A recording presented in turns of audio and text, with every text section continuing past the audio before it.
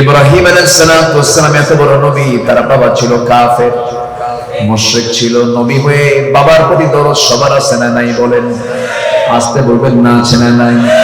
বাবা খারাপ হোক ভালো হোক, কিন্তু চোখে কিন্তু পানি আসে। সন্তানের প্রতি যে দরদ বাবার থেকে যায়, যদিও সন্তান যদিও গাঁজা খাক, মদ খাক, খারাপ হোক, যদি খারাপ হোক না কেন, কিন্তু এটাকে মুহাব্বতে তাবিঈ বলে, স্বভাবগত ভালোবাসা। সন্তানের প্রতি বাবার, বাবার প্রতি সন্তান, এটা টান কে দিয়েছেন? আল্লাহ দিয়েছেন। নূহ আলাইহিস সালাম বললেন, আমার কলিজার টুকরা সন্তান কেনা, ইসলাম কবুল কর রে বাবা, ইসলাম কবুল কর।